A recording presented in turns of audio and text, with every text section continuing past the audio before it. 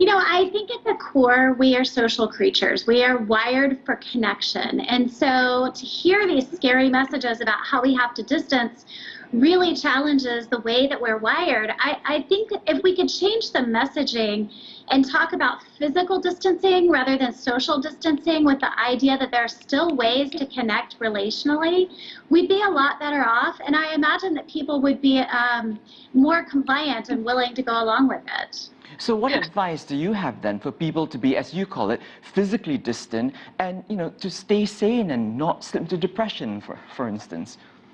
Absolutely. I think that we need to look for ways to connect. So there are opportunities. I was talking to a colleague about how different this experience would have been if it had been 10 years ago and technology wasn't what it is now. So we can leverage technology, social media, video conferencing, cell phones. You can also write a letter. When we had times of war in our history, we would write letters to people who were deployed. So I think letter writing, drawing a picture, mailing it to somebody, and then the old-fashioned standing out in your driveway and talking to your neighbor from 6 feet apart, or standing on your balcony and talking to your neighbor from an apartment building. I think there are a lot of ways that we can connect. It's really about being creative. I'm glad you also brought up technology because, in fact, some people say not only is it helping to ease some of the pain of this distancing, but it's brought some people closer together, albeit virtually. Absolutely. I mean, I love the pictures that I'm seeing in my social media feed about people having group game nights over Zoom or another video conferencing platform. I called my nephew the other night to FaceTime and he read me a book over social media.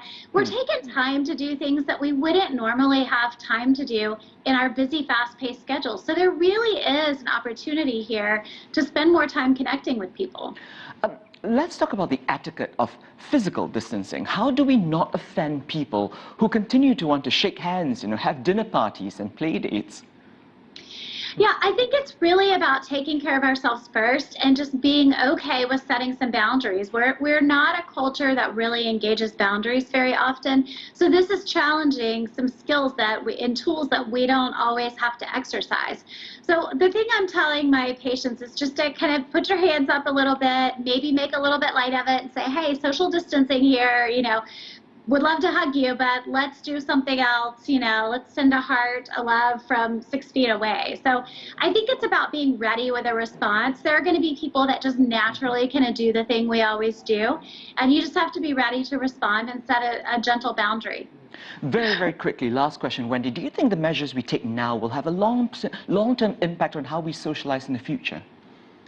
I hope that what we see come from this as we return to a normal state is actually a really positive impact, that people take time to slow down more, that they take time to connect, that they engage in some mindfulness and have learned some tools for self-care during this time of social distancing. Psychologist Wendy Dickinson, thank you so much for your insight. Thanks for having me.